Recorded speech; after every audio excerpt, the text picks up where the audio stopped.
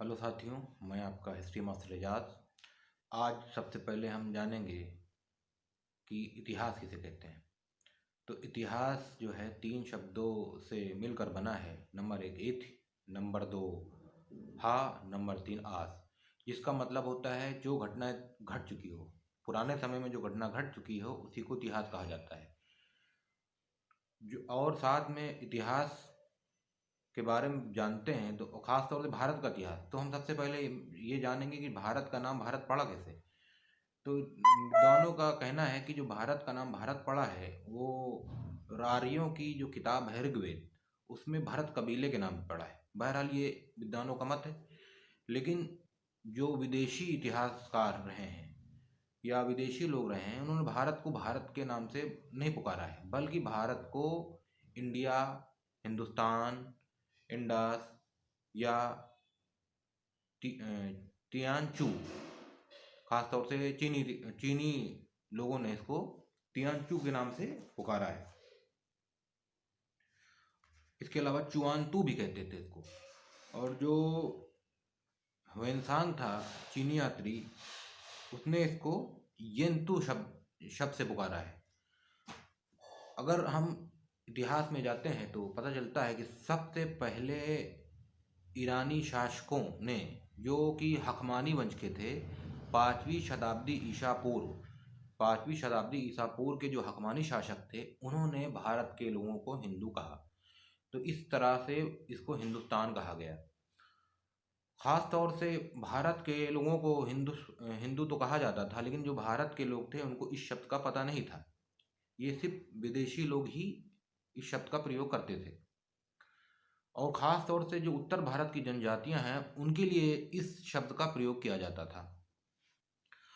जो यूनानी इतिहासकार हेरोडोटस था, उसके अनुसार जो हकमानी शासक थे वो हिंदू शब्द अपनी छत्रपी के लिए प्रयोग करते थे।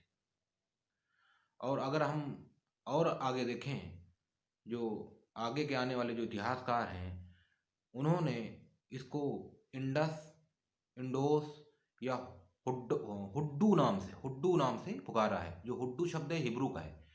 इसके अलावा लैटिन में इसको इंडस, ग्रीक में इंडस आदि नामों से इसको पुकारा जाता है।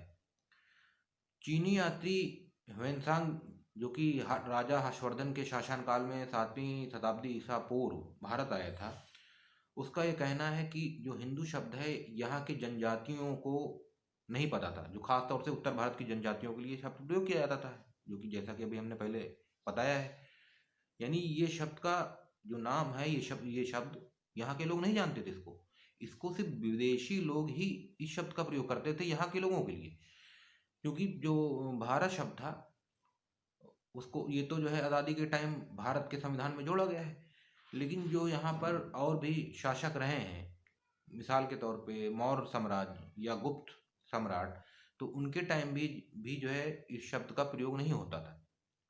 वो उसको अपने विभिन्न नामों से पुकारते थे। इसको अपने साम्राज्य, गुप्त साम्राज्य के नाम से या जो है मौर्य साम्राज्य के नाम से पुकारा जाता था। जैसे मौर्य साम्राज्य था वो मगध का साम्राज्य था, तो इसको मगध का शासन बोला जाता था। इसी प्रकार जो है आगे जो गुप्त साम्राज्य था वो भी जो है गुप्त साम्राज्य के नाम से जाना जाता था। तो इस प्रकार जो ये भारत नाम है, इसका जो नामकरण हुआ है ये तो 1947 में हुआ है। लेकिन जो हिंदू हिंदू शब्द है ये बहुत ही प्राचीन नाम है, और ख़ास तौर से ये विदेशियों का दिया हुआ नाम है। लेकिन इसको इसको एज ए कंट्री कभी यहाँ के लोगों के लिए इस्तेमाल नहीं हुआ, बल्कि एक जाति के तौर पे या जो है यहाँ की एक भौगोलिक पहचान के तौर पे इसको जो है बाहर के लोग इस्तेमाल करते थे। तो इस प्रकार जो है ये इस शब्द का नामकरण हुआ। बाद में जब अंग्रेज आए, यूरोपियन आए, तो चूंकि उनकी भाषा अंग्रेजी थी, तो अंग्रेजी में जो है ग्रीक और लैटिन से बहुत से शब्द बने हैं। तो उन्होंने जो है उसी ग्रीक से इस शब्द का नामकरण इंडिया किया।